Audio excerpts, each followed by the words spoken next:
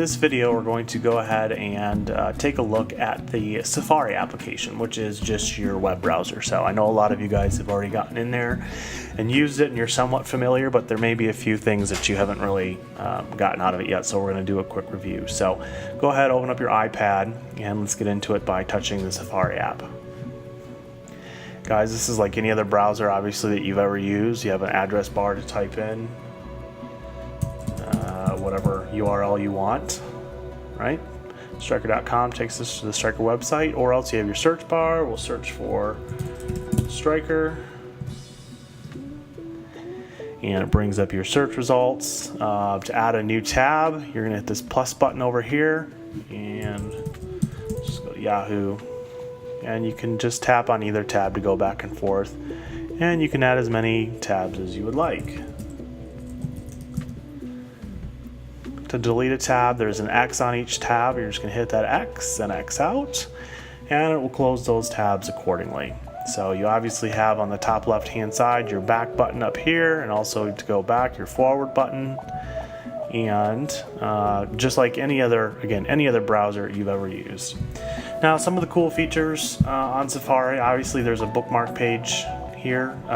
It's going to be the book looking icon on the top left hand side of the screen. We'll just tap that and you can see our bookmarks come up. If you have anything bookmarked, that's where it will be, and I'm going to show you in a few seconds here how to do a bookmark if you don't know how. But you can see I have my CRM on demand, I have my quote to order here, and I also have my VPN launcher here in my bookmarks as well. So just an easy way to get to them, your bookmarks, whenever you need them.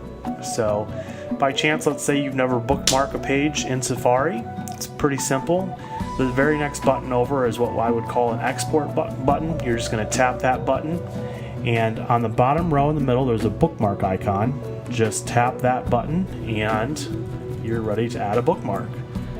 So we'll just type in quote to order, and you would hit save there, and once you do, it's going to go ahead and add that bookmark right under your bookmark section. So very easy to do, and again, just go here in your export button and hit the bookmark button on the very bottom row. So one other cool thing here in the Safari app to look at is it's called add to home screen. So basically what this means is if you hit that button and you're on a website, it's going to take a snapshot of where you're at, and it's going to put that icon right on your home screen so you can get to it without even getting into your Safari browser. So we'll go ahead and take a look at that. So right now we're in the quote to order web page. We're going to go here to the export button, and we're going to hit that add to home screen button, and we'll type in again quote to order and hit add. And what you're going to find down here on the bottom of my screen, it put an icon, quote to order. So as soon as you tap that, it's going to bring up Safari and go directly to that page, so you don't even have to get into the bookmark section. You don't have to remember where it is. It's right there on your home page.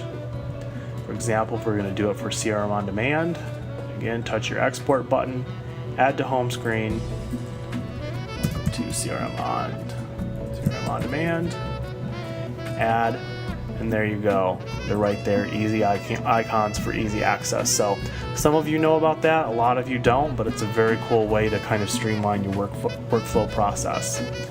The last thing, guys, I'm going to show you is a very cool resource that Apple has put into the iPad. If you go to your bookmarks button as well, down to the very last option, you see an iPad user guide.